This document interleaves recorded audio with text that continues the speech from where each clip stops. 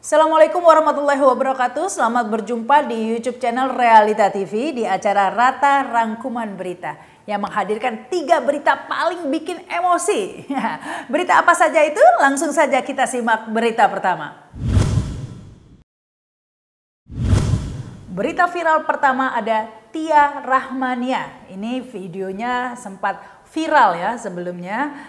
Tia Rahmania ini adalah caleg DPR RI terpilih dari partai PDIP ya. Videonya viral ketika memprotes keras kepada Wakil Ketua KPK Nurul Gufron yang menjadi narasumber ya dalam acara pemantapan nilai-nilai kebangsaan di Lemhanas ya. Acara tersebut digelar, ini kejadiannya minggu kemarin ya, baru kemarin. Acara ini digelar sebagai pemantapan ya bagi caleg-caleg DPR RI terpilih, dan sebagai caleg terpilih Tia Rahmania hadir di acara tersebut.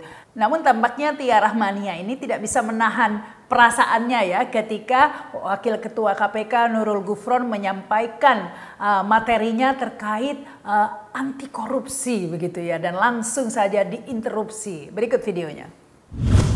Saya diberi materi tentang apa sih sisi anti korupsi. Anti korupsi, perspektif KPK dan perspektif kita semua sebagai sebuah bangsa. Perlu diingat Bapak Ibu sekalian, anti korupsi bukan tanggung jawab dan beban KPK. Bukan beban dan tanggung jawab polisi ataupun jaksa. Tapi anti korupsi adalah beban segenap bangsa Indonesia. Saya Tia Rahmania, PDI Perjuangan, Banten 1. Kenapa saya tidak membuka jaket ini? Karena KPK ini lembaga yang didirikan oleh Presiden kelima Republik Indonesia, Ketua Umum kami Ibu Megawati Soekarno Putri. Merdeka! Pak Nurul Gufron yang terhormat, daripada Bapak bicara yang teori seperti ini, kita semua tahu Pak, negara ini berada dalam kondisi tidak baik-baik saja. Mending Bapak bicara kasus Bapak, bagaimana Bapak bisa lolos Dewan Etik, kemudian dipetun sukses. Bagaimana kasus Bapak memberikan rekomen pada ASN. Bagaimana kasus-kasus Bapak yang lain Bapak bisa lolos. Mohon maaf Pak, Bapak bukan produk dari kami ya. Bapak bukan produk dari kami, itu satu. Korupsi itu intinya etika dan moral Pak. Saya adalah salah satu dosen anti korupsi Pak. Ya, izin ya Pak. Baik. Nah, terima kasih. Baik. Karena demikian, terima kasih Pak. Karena Bapak sendiri, Pak Gufron sendiri yang membuka. Jadi Pak, dengan demikian, mohon ini masukan kepada panitia Lemhanas, kalau bisa cari tolong dihargai forum ini Bu. Yang memberikan nilai-nilai baik. Terima kasih. Wassalamualaikum warahmatullahi wabarakatuh. Saya izin keluar. Baik. Ya rupanya Tia Rahmania ini lupa kalau tinggal di Indonesia ya. Dikiranya dia tinggal di negeri dongeng gitu mungkin. Mana bisa begitu ya, ketua atau wakil ketua KPK dikritik begitu ya. Habislah ya melihat negeri ini tampaknya memang negeri tersandra begitu ya. Dan ketika wakil ketua KPK begitu ya diprotes secara keras di depan publik seperti itu, mungkin ya pilihannya cuma satu ya bagi PDIP, mecat Tia Rahmania atau sprindik keluar. Kira-kira begitu ya. Ini spekulasi yang beredar di internet. Tapi siapakah Nurul Gufron?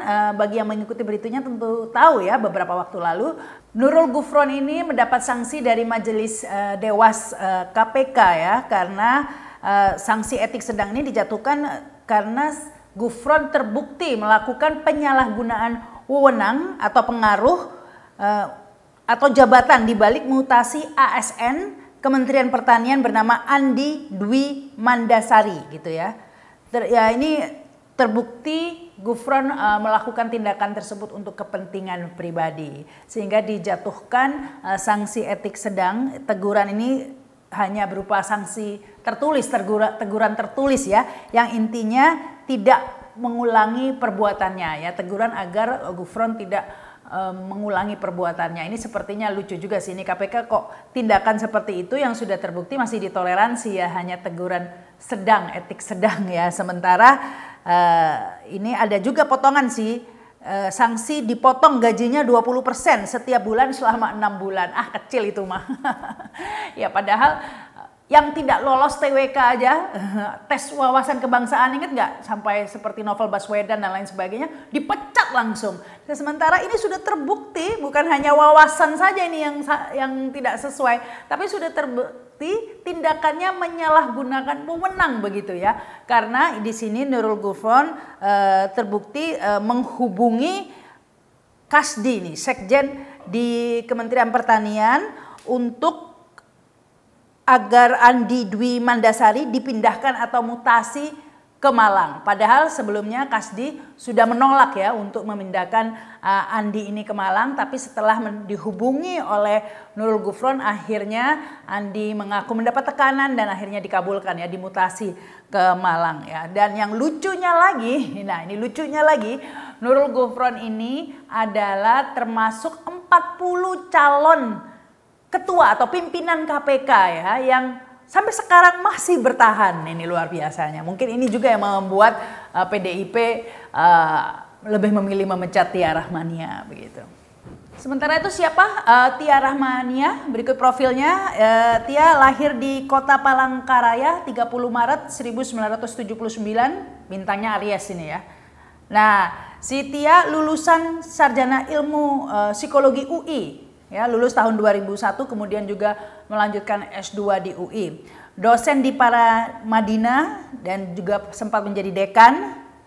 Dan Tia Rahmania ini terpilih dengan suara terbanyak di Dapil Banten 1 ya, yaitu Pandeglang dan Lebak dengan suara 37.359. Bayangkan 37.359 suara ini dikalahkan, dilupakan saja amanah itu hanya gara-gara satu orang diprotes. Ini luar biasa. PDIP lebih memilih satu orang, tapi satu orang itu memang wakil ketua KPK dan calon pimpinan ketua KPK ya. Dan Tia Rahmania ini yang dipecat. Ini yang menjadi sorotan di media sosial ya, mengapa lebih memilih memecat Tia Rahmania ya, padahal apa yang dilakukan Tia adalah bukan sesuatu yang menyalahgunakan atau sesuatu yang melanggar etik, justru dia tengah melakukan tugasnya ya untuk mengkritisi para pejabat sebagai kapasitasnya wakil rakyat. Inilah yang ramai dibahas di medsos ya, kenapa dipecat sementara Harun Masiku aja dibelain ya, sampai dihilangin segala macam. Nah, namun di media sosial ini beredar simpang siur beritanya ya, ada yang mengatakan bahwa Tia Rahmania dipecat bukan terkait dengan protesnya terhadap Nurul Gufron, melainkan proses pemecatan Tia Rahmania ini sudah berlangsung panjang sejak 2 minggu sebelumnya ya. Ini ada perselisihan, ada dugaan tuduhan penggelembungan suara yang dilakukan oleh Tia Rahmania dan akhirnya PDIP memecatnya digantikan dengan urutan kedua suara terbanyak yaitu Boni Triana ya. Namun ini semua hanya simpang siur berita di media sosial, tidak ada kejelasan atau penjelasan resmi dari PDIP maupun dari KPU ataupun KPK ya. Ini seharusnya masalah serius ya. Ini karena pemilihan legislatif itu kan biayanya besar ya. Kok hasilnya dimentahkan begini saja? Untuk apa ada pemilu jika rakyat sudah repot-repot mencoblos, rakyat sudah repot-repot memilih, tapi bisa dipecat begitu saja oleh partai. Jadi yang milih rakyat, tapi yang mencat partai ya otomatis anggota dewannya lebih takut ke partai daripada ke pemilih, daripada mewakili rakyatnya mending mewakili partainya karena yang mencat partainya. Mungkin ini ya kondisi yang membuat anggota dewan banyak menjadi bisu seringkali ya, hanya mengikuti kepentingan parpol atau elit politik. Ini mengingatkan kita akan video lama ini ya, Bambang Pacul ini bagaimana mengungkap kondisi politik di tanah air yang sebenarnya sudah menjadi rahasia umum ya. Ini videonya. Republik di sini ini gampang Pak Senayan nih. Lobbynya jangan di sini Pak. Ini Korea ini semua menurut bosnya masing-masing. Di sini boleh ngomong kalah Pak. Bambang Pacul ditelepon, Ibu Pacul berhenti, siap. Ini laksanakan Pak. Jadi 2 presiden pernah nanya sama saya, pembatasan uang kartal sama ini RUU ini yang mana ya Pak Presiden? Kalau pembatasan uang kartal pasti DPR nangis semua. Kenapa? Masa dia bagi duit harus pakai e-wallet? E-walletnya cuma 20 juta lagi. Nggak bisa Pak. Nanti mereka nggak jadi lagi. Oh iya. Loh, saya terang-terangan ini. Gitu loh. Mungkin perampasan aset bisa, tapi harus bicara dengan para ketum partai dulu. Kalau di sini nggak bisa, nggak bisa. Teori saya. Jadi permintaan jenengan langsung saya jawab. Bambang Pacul siap kalau diperintah. Mana perintah berani Pak? Ya sepertinya Indonesia masih lama ya ini akan sembuh dari penyakit kronisnya jika praktek-praktek seperti ini yang terjadi. Sistemnya memang terbentuk seperti ini. Harus ada penjelasan resmi nih ya, tidak bisa dibiarkan saja main pecat seperti ini, mengingat Tia Rahmania ini mengantongi amanah dari suara rakyat ini ya, 37.359 suara ya, agar tidak dikhianati begitu saja hanya karena kepentingan atau karena tersandra. Kalau memang seperti itu harusnya tidak usah ada pemilu saja ya, langsung aja partai politik yang menentukan ya, daripada memakan biaya banyak-banyak. Ya meskipun PDIP sudah menjelaskan juga akhirnya ya bahwa Tia Rahmania ini dipecat bukan karena terkait protesnya terhadap Wakil Ketua KPK Nurul Gufron itu, melainkan memang sudah berlangsung sebelumnya ya, jauh sebelumnya, karena Mahkamah Partai memutuskan untuk menerima gugatan ya, karena Tia Rahmania ini digugat oleh Boni di Mahkamah Partai dan PDIP memutuskan untuk menerima gugatan Boni dan akhirnya Tia Rahmania dipecat. Begitu penjelasan PDIP. Tapi ini timbul pertanyaan, mengapa dikabulkan ya gugatan Boni ini pada saat Tia Rahmania selesai hari Minggu kemarin ya, karena kita tahu acara di Lemhanas itu adalah acara bagi calon legislatif DPR RI yang terpilih ya. Sementara Tia Rahmania datang berarti partai mengirim, yang dikirim oleh partai adalah Tia Rahmania. Nah, ini jadi bingung ya. Sementara tadi PDIP mengatakan bahwa Tia Rahmania sudah dipecat dari tanggal 3 September begitu ya, dari sebelumnya. Nah, ini yang simpang siur. Kalau memang sudah dipecat, mengapa Tia Rahmania dibiarkan hadir di acara yang khusus untuk caleg DPR RI itu pilih? Nah ini, kalau menurut pendapat kalian bagaimana? Silahkan tulis di komen ya. Ya, berita viral kedua, sebenarnya ini bukan viral saja ya, tapi juga berita paling bikin emosi. Ya, ini tentang statement Presiden Jokowi ya, yang mengatakan bahwa IKN bukanlah proyek presiden, melainkan keputusan seluruh rakyat. Nah, ini cuplikan videonya kalau nggak percaya. Sebuah keputusan yang tidak mudah, tetapi itulah yang sudah kita putuskan. Kita juga izin kepada DPR, saya menyampaikan lisan di dalam rapat paripurna tanggal 16 Agustus, kemudian diikuti dengan pengajuan undang-undang mengenai Ibu Kota Nusantara, dan itu disetujui 93% dari fraksi yang ada di DPR. Jadi ini bukan keputusan presiden saja, tetapi juga keputusan seluruh rakyat Indonesia. Ya, alasan Presiden Jokowi mengatakan bahwa IKN adalah keputusan seluruh rakyat karena sudah izin DPR. Jadi maksudnya seluruh rakyat yang diwakili oleh DPR. Ya, ini padahal kan bukan seluruh rakyat juga namanya. Kita tahu proses penyusunan undang-undang di DPR itu sendiri juga bermasalah ya, karena dilakukan secara tergesa-gesa sampai menimbulkan pertanyaan publik. Bahkan pembahasan rancangan undang-undang IKN ini juga dilakukan pada masa reses begitu ya. Belum lagi memang nggak ada jejak pendapat gitu, nggak pernah kita ada jejak pendapat apakah setuju pindah ibu kota atau tidak. Di samping memang sebelumnya usulan pindahan ibu kota ini tidak pernah terucap pada janji-janji kampanye ya. Kita kayak semacam di prank begitu ya. Pada 2019 lalu setelah pilih Jokowi begitu ya, setelah pidato habis dilantik, barulah dikeluarkan usulan ini ya.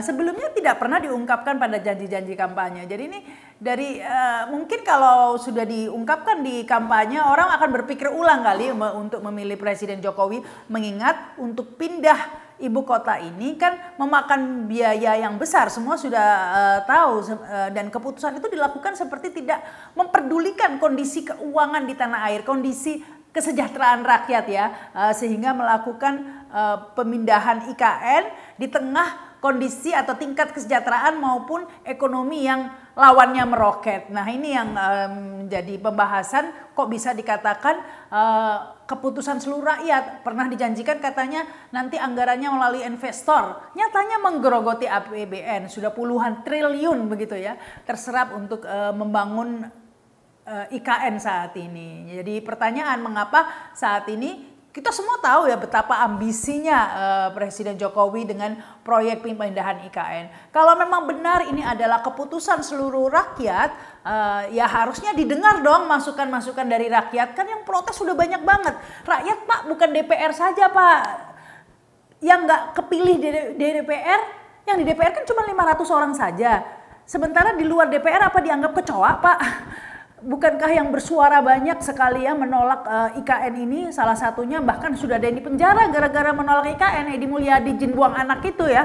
Nah sekarang mengapa tiba-tiba dikatakan seluruh rakyat ini seperti menutup mata ya. Saya jadi curiga mengapa tiba-tiba Jokowi mengklaim bahwa ini adalah keputusan seluruh rakyat. Apakah ini mengindikasikan bahwa proyek IKN adalah calon proyek mangkrak seperti proyek infrastruktur mangkrak lainnya di era Jokowi ya. Meskipun sebelumnya kita sudah ada pengalaman ya, Hambalang dan lain sebagainya. Nah ini kok langsung diklaim sebagai keputusan seluruh rakyat, sementara giliran bansos saja diklaim bansosnya Jokowi. Nah ini yang bikin emosi, saya bilang tadi itu ya. Betapa tidak ya, karena mulai dari pembahasan undang-undangnya yang katanya disetujui seluruh fraksi ya, karena memang sudah setuju semua fraksi di DPR kecuali PKS yang saat itu belum masuk angin ya.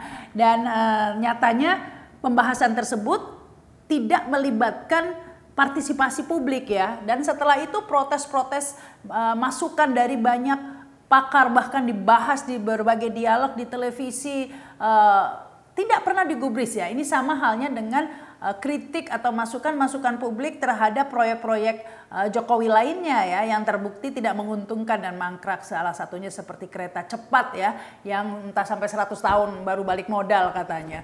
Pokoknya sudah tidak terhitung ya, sudah berapa banyak pakar ataupun rakyat yang bersuara ya mengkritisi proyek IKN ini, seperti proyek-proyek Jokowi lainnya yang banyak dikritisi masyarakat, salah satunya kereta cepat ya, yang katanya baru 100 tahun akan balik modal. Tapi ya seperti biasanya masukan-masukan itu tidak ada yang digubris ya, tidak dianggap, tidak didengarkan. Yang digubris cuma ya tadi itu di DPR saja yang sudah bisa dikondisikan. Nah, sementara publik yang bersuara dianggap tidak ada ya. Nah ini yang menggemaskannya di situ ketika proyek ini naga-naganya bakal mangkrak. Tiba-tiba dikatakan keputusan seluruh rakyat. Ini fufu-fafa banget deh pokoknya. Kita sampai pada berita ketiga paling membuat emosi ini ya, berita terakhir, yaitu tentang Komisi 2 DPR RI bersama Kemendagri, KPU dan Bawaslu memutuskan untuk kembali menggunakan Sirekap ya. Meskipun kita tahu Sirekap pada Pilpres dan Pileg 2024 lalu begitu banyak masalah ya. Namun ini diputuskan untuk digunakan kembali dengan catatan KPU akan melakukan perbaikan dalam komputasinya. Meskipun demikian ini yang menjadi pertanyaan bukan hanya perbaikan tapi kesalahan yang terjadi pada Sirekap pada Pilpres 2024 lalu dicurigai bukan kesalahan tapi kesengajaan, karena kesalahan terjadi untuk hal-hal yang sederhana. Misalnya filterisasi angka maksimum gitu ya, tidak dilakukan pada Sirekap tersebut ya. Kita tahu bahwa masing-masing TPS maksimum adalah 300. seharusnya di lock ya angka maksimum dalam Sirekap itu adalah 300. Itu adalah suatu rumus yang sangat mudah sebenarnya. Tapi itu sengaja tidak dilakukan sehingga pada Pilpres 2024 lalu ini banyak suara yang menggelembung sampai ribuan dalam satu TPS. Dan itu terjadi pada calon 02 ya, dan ini total sampai berapa ribu dan sampai ketua KPU-nya minta maaf ini ya. Kalau tidak ada Sirekap tentu situasinya gelap, tidak bisa kita ketahui perolehan suara sesungguhnya berapa yang kemudian ditulis di dalam formulir dan kemudian diunggah ke Sirekap. Bahwa ada kelemahan-kelemahan tentu kami akan segera koreksi dan kami mohon maaf kalau hasil pembacaannya kurang sempurna dan menimbulkan publikasi hitungan maksudnya yang konversi dari formulir ke hitungan belum sesuai. Entah apa tujuannya, sengaja atau tidak sengaja ini tidak dilakukan filterisasi. Selain itu hak editing KPPS terhadap Sirekap ini juga dihilangkan, yang bisa merubah Sirekap itu hanya kabupaten atau KPU kabupaten, padahal C hasil atau C1-nya itu ada di KPPS ya. Bukan hanya itu sebenarnya. Seharusnya Sirekap yang merupakan milik publik, data publik ini berhak diketahui seluruhnya oleh rakyat sehingga seharusnya diizinkan untuk diaudit begitu ya. Tapi nyatanya KPU tidak pernah mengizinkan Sirekap ini diaudit. Jadi entah itu diperbaikan ataupun apa, kita tidak pernah tahu ya. Dan jika publik protes kepada KPU, selalu dikatakan bahwa Sirekap itu hanyalah alat bantu ya, bukan alat utama. Tapi nyatanya kita tidak pernah tahu alat utamanya karena C hasilnya menghilang dan kita tidak tahu, dan publik hanya bisa mengetahui hasil pemilu melalui Sirekap. Jadi ya itu namanya alat utama. Nah, ini apakah hal tersebut akan kembali terjadi pada Pilkada 2024 ini? Jika hal tersebut kembali terjadi pada Pilkada nanti ya bisa dibayangkan hasilnya ya. Karena memang Sirekap ini berbeda dengan situng sebelumnya ya. Dalam situng itu kan memang diupload foto mentah atau foto asli C hasil ya, sehingga publik bisa mengontrol C hasilnya. Tapi sementara di Sirekap ini hanya numerik atau angka-angka saja yang tentu saja sangat mudah direkayasa. Kalau menurut kalian bagaimana tentang berita-berita yang membuat emosi ini? Silahkan tulis di komen. Ya itulah tadi 3 berita yang paling bikin emosi. Silahkan luapkan emosi kalian di komen ya. Dan jangan lupa subscribe juga. Saya Rahma Sarita. Wassalamualaikum warahmatullahi wabarakatuh. Sampai jumpa.